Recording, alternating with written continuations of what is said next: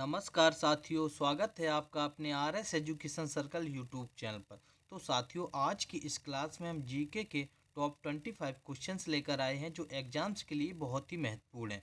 साथियों, इस क्लास में उन क्वेश्चंस को कवर किया गया है जो एग्जाम्स में आ चुके हैं, आने वाले एग्जाम्स के लिए बहुत ही महत्वपूर्ण साबित हैं। ठीक है, तो साथियों इस क्लास को आप पूरी लीजिएगा। चलते हैं क्वेश्चन की ओर। जो हमारा पहला क्वेश्चन है उसमें पूछा गया है साथियों कि हॉकी का जादूगर किसे कहा जाता है। तो साथियों, हॉकी का जादूगर किसे कहा जाता है, आपको इसका राइट आंसर बताना है। ठीक है, तो आपका इसमें राइट आंसर हो जाएगा मेजर ध्यानचंद को साथियों हॉकी का जादूगर कहा जाता है। ठीक है, याद रखेंगे ऑप्शन साथियों ए आपका यहाँ पर राइट हो जाएगा, मेजर ध्यानचंद। ठीक है, बात करते हैं साथियों मेजर ध्यानचंद की। यह एक पूर्व कप्तान और खिलाड़ी थे भारतीय टीम के। ठीक है, ये 3 बार साथियों गोल्ड मेडल पा चुके हैं ओलंपिक में। ठीक है, ओलंपिक गेम्स में साथियों यह 3 बार गोल्ड मेडल प्राप्त कर चुके हैं। ठीक है, यहाँ पर हॉकी का जादूगर है वह साथियों मेजर ध्यानचंद को कहा जाता है। ठीक है, आपका ए ऑप्शन राइट हो जाएगा। क्वेश्चन नंबर 2 है आपका साथियों कि बिरजू महाराज नृत्य किस विधा से संबंधित है। साथियों, जो बिरजू महाराज नृत्य है वह किस विधा से संबंधित है, हमारे क्वेश्चंस में यह पूछा गया है। ठीक है, तो आपका उसको इसका राइट आंसर बताना है कि कथक। ठीक है, याद रखेंगे ऑप्शन ए साथियों यहाँ पर आपका राइट हो जाएगा। जो बिरजू महाराज का नृत्य है वह कथक से संबंधित है। ठीक है, और साथियों बात करते हैं कथक की। कथक है जो है वह यूपी का शास्त्रीय नृत्य है। ठीक है, याद रखेंगे यूपी का जो शास्त्रीय नृत्य है वह साथियों कथक है। ठीक है, याद रखेंगे आपका यहाँ पे ए ऑप्शन राइट हो जाएगा। ठीक है, क्वेश्चन नंबर 3 है आपका कि निम्नलिखित में से कौन सी ग्रीन हाउस गैस है। तो साथियों आपको इसका राइट आंसर बताना है कि इनमें से कौन सी ग्रीन हाउस गैस है। ठीक है, तो आपको इसका राइट आंसर बताना है, क्या हो जाएगा। तो इसका राइट आंसर हो जाएगा साथियों carbon dioxide green house gas है। ठीक है, इसे साथियों ग्रीन हाउस गैस कहते हैं, जिसका रासायनिक सूत्र होता है साथियों CO2। ठीक है, यह साथियों कार्बन के एक परमाणु और ऑक्सीजन के 2 परमाणु से मिलकर बना होता है। ठीक है, इसका रासायनिक जो सूत्र होता है CO2, और इसकी साथियों जो मात्रा पाई जाती है प्रतिशत में वह साथियों 0.03% इसकी वायुमंडल में मात्रा पाई जाती है। ठीक है, याद रखेंगे जो ग्रीन हाउस गैस है वह कार्बन डाइऑक्साइड कहलाती है।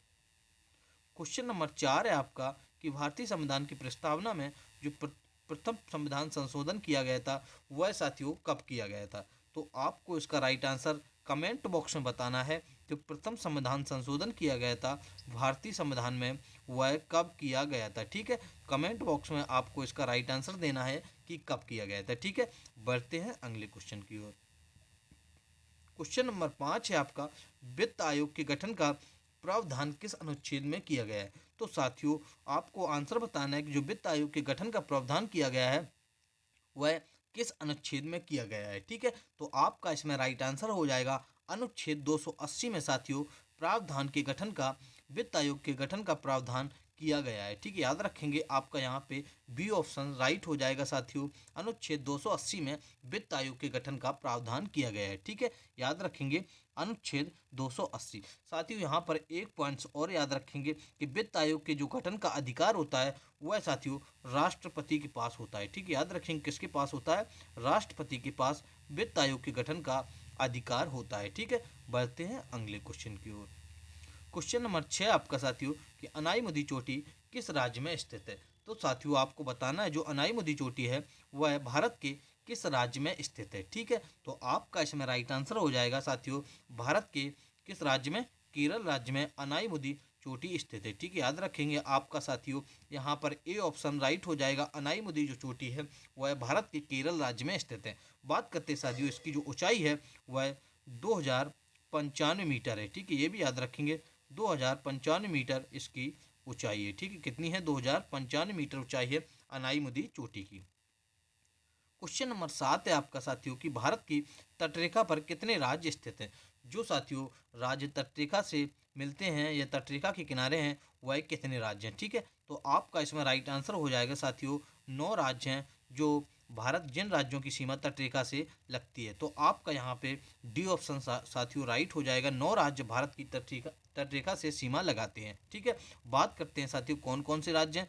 तो साथियों गुजरात हो गया, महाराष्ट्र हो गया, कर्नाटक हो गया, केरल हो गया, गोवा हो गया साथियों, तमिलनाडु हो गया, पश्चिम बंगाल हो गया, आंध्र प्रदेश हो गया साथियों, और उड़ीसा हो गया। ठीक है साथियों, यहाँ पर 9 राज्य जो वह तटरेखा से सीमा लगाते हैं। ठीक है, और साथियों बात करते हैं जो सबसे बड़ी जिसकी सीमा है वह साथियों गुजरात की है। ठीक है, ये भी याद रखेंगे साथियों, गुजरात की सबसे लंबी सीमा लगती है तटरेखा से। ठीक है, सबसे लंबी सीमा लगती है। यहाँ पर आपका डी ऑप्शन राइट हो जाएगा, 9 राज्य तटरेखा से सीमा लगाते हैं।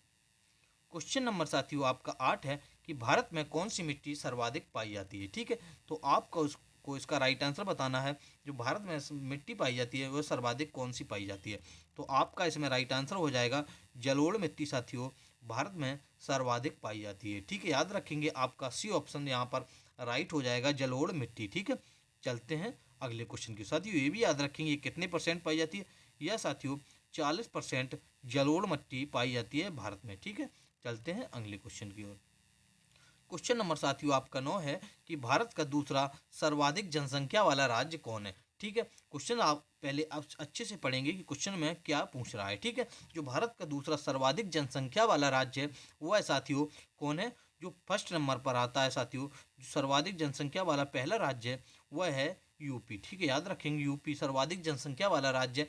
और साथियों जो दूसरे नंबर पर आता है वह है महाराष्ट्र है। ठीक है, ये भी याद रखेंगे, जो पहले नंबर पर है वह यूपी है साथियों, जो दूसरे नंबर पर है वह महाराष्ट्र है, और साथियों जो तीसरे नंबर पर है वह बिहार है। ठीक है, ये भी याद रखेंगे, तीसरे नंबर पर बिहार है। कभी कभी क्वेश्चन से हमारे पहला पूछ दिया जाता है, दूसरा पूछ दिया जाता है, या तीसरा पूछ दिया जाता है। ठीक है, बढ़ते हैं अगले क्वेश्चन की ओर।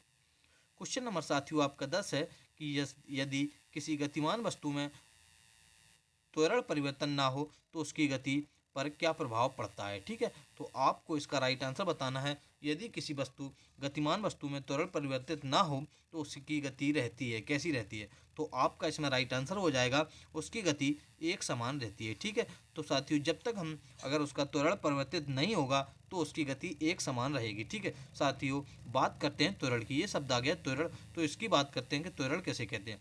तो त्वरण होता है साथियों वेग परिवर्तन की जो दर होती है उसे त्वरण कहते हैं। ठीक है, ये भी याद रखेंगे, साइंस से रिलेटेड क्वेश्चन है, वेग परिवर्तन की दर को त्वरण कहते हैं। ठीक है, यहाँ पर इसका वो फॉर्मूला होता है साथियों A/B/T। ठीक है, वेग परिवर्तन की जो दर होती है वह त्वरण कहलाती है। यहाँ पर साथियों आपका सी ऑप्शन राइट हो जाएगा, एक समान गति रहती है जब त्वरण परिवर्तित नहीं होता है। क्वेश्चन नंबर 11 आपका साथियों कि महाभाष्य पुस्तक का संबंध किस विषय से है। साथियों आपका इसमें राइट आंसर बताना है, जो महाभाष्य पुस्तक है उसका संबंध किस विषय से है। ठीक है, तो इसमें राइट आंसर हो जाएगा साथियों ग्रामर से संबंधित है। ठीक है, याद रखेंगे जो महाभाष्य पुस्तक है वह ग्रामर से संबंधित है। साथियों बात करते हैं जो महाभाष्य पुस्तक है उसके जो रचनाकार हैं वह कौन है। ठीक है, तो रचनाकार जो साथियों है महाभाष्य पुस्तक के वह पतंजलि है। ठीक है, ये भी याद रखेंगे, जो पतंजलि हैं उन्होंने महाभाष्य पुस्तक को लिखा है। क्वेश्चन नंबर साथियों आपका 12 है कि त्रिपिटक किस धर्म से संबंधित है। साथियों जो त्रिपिटक है वह किस धर्म से संबंधित है। ठीक है, तो आपका इसमें राइट आंसर हो जाएगा साथियों बौद्ध धर्म से त्रिपिटक संबंधित हैं। ठीक है साथियों, याद रखेंगे आपका इसमें सी ऑप्शन राइट हो जाएगा, त्रिपिटक है जो वह बौद्ध धर्म से संबंधित है। साथियों त्रिपिटक में कौन कौन कितने आ जाते हैं। साथियों त्रिपिटक 3 होते हैं। ठीक है, कितने होते हैं 3।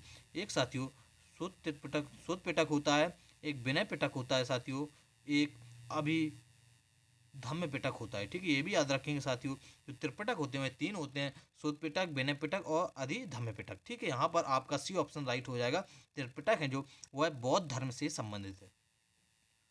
क्वेश्चन नंबर साथियों आपका 13 है कि विजयनगर की स्थापना किस शासक के शासनकाल में हुई थी। ठीक है साथियों, आपको इसका राइट आंसर बताना है, जो विजयनगर साम्राज्य है उसकी जो स्थापना हुई थी किस शासक के शासनकाल में हुई थी। तो आपका इसमें राइट आंसर हो जाएगा मोहम्मद बिन तुगलक के शासक के शासनकाल में विजयनगर साम्राज्य की स्थापना हुई थी। ठीक है, याद रखेंगे जो मोहम्मद बिन तुगलक था उसके शासनकाल में विजयनगर साम्राज्य की स्थापना हुई थी। और साथियों जो बात करते हैं विजयनगर साम्राज्य की स्थापना हुई थी वह किसने की थी, हरियर और बुक्का नामक 2 भाइयों ने। ठीक है, हरियर और बुक्का नामक 2 भाइयों ने विजयनगर की स्थापना की थी। ठीक है, ये भी याद रखेंगे। और कब की थी साथियों, 1336 ईस्वी में विजयनगर की स्थापना हुई थी। ठीक है, ये भी याद रखेंगे, एग्जाम्स के लिए बहुत ही इंपॉर्टेंट पॉइंट्स बता रहे हैं। ठीक है, तो क्लास को आप पूरी लीजिएगा, बहुत ही महत्वपूर्ण क्लास है आपके लिए। क्वेश्चन नंबर 14 आपका साथियों कि भारत में अंग्रेजी शिक्षा की शुरुआत किसने की थी। तो साथियों जो भारत में अंग्रेजी शिक्षा की शुरुआत की थी वह लॉर्ड मैकाले ने की थी। ठीक है, याद रखेंगे साथियों, यहाँ पर आपका बी ऑप्शन राइट हो जाएगा। लॉर्ड मैकाले ने अंग्रेजी शिक्षा की शुरुआत की थी। ठीक है, यहाँ पर बी ऑप्शन आपका साथियों राइट हो जाएगा। ठीक है, बढ़ते हैं साथियों अगले क्वेश्चन की ओर। क्वेश्चन नंबर 15 आपका कि नव जागरण के अग्रदूत के नाम से किसे जाना जाता है। तो साथियों बहुत ही इंपॉर्टेंट क्वेश्चन है, एग्जाम्स में कई बार आ चुका है। जो नव जागरण के अग्रदूत हैं उन्हें राजा राममोहन राय को जाना जाता है। ठीक है, याद रखेंगे आपका ऑप्शन ए यहाँ पर राइट हो जाएगा। राजा राम मोहन राय को नव जागरण के अग्रदूत के नाम से जाना जाता है। ठीक है, यहाँ पर ए ऑप्शन आपका राइट हो जाएगा। और साथियों जो राजा राम मोहन राय हैं उनको और किस किस नाम से जाना जाता है। तो साथियों उन्हें आधुनिक भारत के जनक के नाम से भी जाना जाता है, आधुनिक भारत के जगत जनक के नाम से जाना जाता है, और सुधार आंदोलन के प्रवर्तक भी राजा राम मोहन राय को कहा जाता है। ठीक है, सुधार आंदोलन के प्रवर्तक जो थे वह राजा राम मोहन राय थे, और आधुनिक भारत के जनक भी राजा राम मोहन राय को कहा जाता है। ठीक है, यहाँ पर ए ऑप्शन आपका राइट हो जाएगा, नव जागरण के अग्रदूत राजा राम मोहन राय। क्वेश्चन नंबर 16 आपका साथियों कि विश्व ओजोन दिवस कब मनाया जाता है। तो साथियों जो विश्व ओजोन दिवस है वह कब मनाया जाता है। तो आपका इसमें राइट आंसर क्या हो जाएगा, आपको इस क्वेश्चन का आंसर कमेंट बॉक्स में बताना है। बहुत ही महत्वपूर्ण क्वेश्चन है कि विश्व जो ओजोन दिवस होता है वह कब मनाया जाता है। ठीक है, आपको कमेंट बॉक्स में बताना है कि कब मनाया जाता है। क्वेश्चन नंबर 17 आपका साथियों कि निम्न में से किसने भारतीय राष्ट्रीय कांग्रेस की अध्यक्षता मात्र एक बार की है। तो आपको इस क्वेश्चन का आंसर बताना है कि जो भारतीय राष्ट्रीय कांग्रेस की अध्यक्षता इनमें से किसने मात्र एक बार की है। तो आपका इसमें राइट आंसर हो जाएगा महात्मा गांधी ने साथियों मात्र एक बार भारतीय राष्ट्रीय कांग्रेस की अध्यक्षता की है। ठीक है, याद रखेंगे बी ऑप्शन यहाँ पर साथियों आपका राइट हो जाएगा। महात्मा गांधी ने मात्र एक बार भारतीय राष्ट्रीय कांग्रेस की अध्यक्षता की है। और साथियों यह कब की थी, महात्मा गांधी ने 1924 में बेलगांव अधिवेशन में साथियों को भारतीय राष्ट्रीय कांग्रेस की अध्यक्षता की थी। किसने की थी, महात्मा गांधी ने। क्वेश्चन नंबर 18 आपका साथियों कि भारतीय संगीत का उद्गम किसमें माना जाता है। साथियों इन ऑप्शंस में आपको 4 वेद दिए गए हैं, जिनमें आपको बताना है जो भारतीय संगीत का उद्गम माना जाता है वह किस वेद से माना जाता है। तो आपका इसमें राइट आंसर हो जाएगा साम वेद से भारतीय संगीत का उद्गम माना जाता है। ठीक है, याद रखेंगे आपका डी ऑप्शन साथियों यहाँ पर राइट हो जाएगा, साम वेद से भारतीय संगीत का उद्गम माना जाता है। ठीक है, बढ़ते हैं अगले क्वेश्चन की ओर। क्वेश्चन नंबर 19 है आपका साथियों कि सुदर्शन झील किस राज्य में स्थित है। ठीक है, तो आपको इसको राइट आंसर बताना है। जो सुदर्शन झील है साथियों वह किस राज्य में स्थित है। तो साथियों गुजरात राज्य में सुदर्शन झील स्थित है। ठीक है, याद रखेंगे गुजरात राज्य में जो सुदर्शन झील है वह स्थित है। ठीक है, यहाँ पर साथियों आपका सी ऑप्शन राइट हो जाएगा। ठीक है, बढ़ते हैं अगले क्वेश्चन की ओर।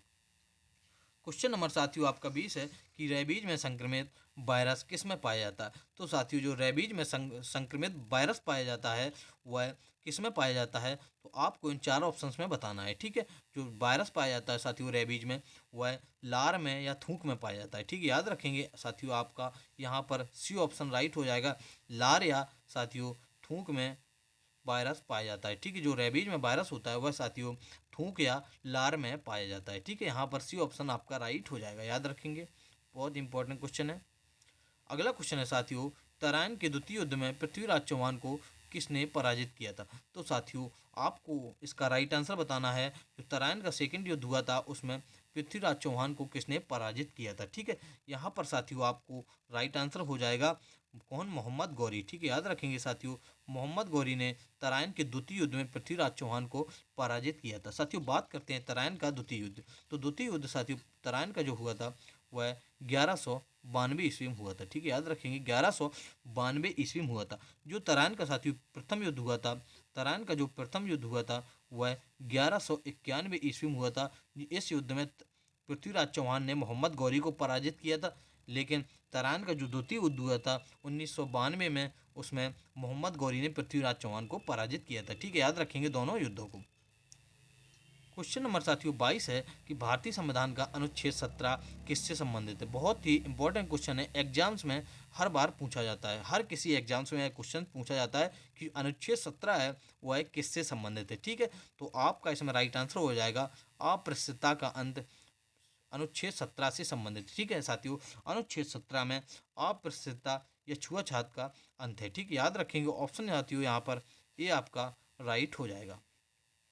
क्वेश्चन नंबर साथियों 23 है कि भारत को कितने भूकंप क्षेत्रों में बांटा गया है। तो साथियों जो भारत को कितने भूकंप क्षेत्रों में बांटा गया है या जोन में बांटा गया है वह हमारे क्वेश्चन से पूछ रहा है। ठीक है, तो याद रखेंगे साथियों 4 भूकंप क्षेत्रों में बांटा गया है। ठीक है, याद रखेंगे 4 जोनों में साथियों भारत को बांटा गया है। यहाँ पर आपका बी ऑप्शन राइट हो जाएगा। ठीक है, 4 क्षेत्रों में बांटा गया है। कौन कौन साथियों क्षेत्रों में बांटा गया है? एक है अल्प तीव्रता क्षेत्र। ठीक है, याद रखेंगे एक अल्प तीव्रता क्षेत्र है, एक साथियों मध्यम तीव्रता क्षेत्र है, एक मध्यम तीव्रता क्षेत्र है, और साथियों एक गहन तीव्रता क्षेत्र है, एक है अति प्रचंड तीव्रता क्षेत्र। ठीक है, याद रखेंगे ये 4 जोनों में बांटा गया है। यह सेकंड जोन है, यह थर्ड जोन है, यह फोर्थ जोन है, यह फिफ्थ जोन है। ठीक है, सेकंड जोन से स्टार्ट होता है। तो साथियों 4 जोनों में बांटा गया है। अगला क्वेश्चन साथियों आपका है क्वेश्चन नंबर 24 कि निम्न में से कौन सा राज्य कपास का सबसे ज़्यादा उत्पादन करता है। तो साथियों कौन सा राज्य इनमें से जो कपास का सबसे ज़्यादा उत्पादन करता है? तो आपका इसमें साथियों राइट आंसर हो जाएगा कपास का सबसे ज़्यादा उत्पादन करने वाला राज्य है वह साथियों महाराष्ट्र है। ठीक है, याद रखेंगे आपका बी ऑप्शन यहाँ पर राइट हो जाएगा। महाराष्ट्र राज्य जो वह कपास का सबसे ज़्यादा उत्पादन करता है। ठीक है, यहाँ पर बी ऑप्शन आपका राइट हो जाएगा। ठीक है, ये भी याद रखेंगे। क्वेश्चन नंबर 25 है आपका साथियों कि निम्न में से किसमें साइट्रिक एसिड विद्यमान रहता है। तो साथियों जो साइट्रिक एसिड पाया जाता है इन ऑप्शंस में आपको देख के बताना है कि किसमें साइट्रिक एसिड पाया जाता है। ठीक है, आपको ऑप्शन देख के आंसर बताना है। तो आपका इसमें राइट आंसर हो जाएगा साथियों नींबू में साइट्रिक एसिड पाया जाता है। ठीक है, याद रखेंगे आपका यहाँ पे सी ऑप्शन साथियों राइट हो जाएगा। साइट्रिक एसिड साथियों नींबू में पाया जाता है। ठीक है, यहाँ पर सी ऑप्शन आपका राइट हो जाएगा। ठीक है साथियों, हमने 25 क्वेश्चंस कंप्लीट कर लिए हैं। आप अच्छे से समझ गए होंगे। आज की क्लास साथियों यहीं पर समाप्त होती हुई। अगर आपको वीडियो अच्छा लगा हो तो वीडियो को लाइक कीजिएगा तथा अपने दोस्तों के पास शेयर कीजिएगा। ठीक है, अगर आप चैनल पर न्यू हैं चैनल को सब्सक्राइब जरूर कर लीजिएगा जिससे आने वाली वीडियो का अपडेट आपको मिलता रहे। Thank you class.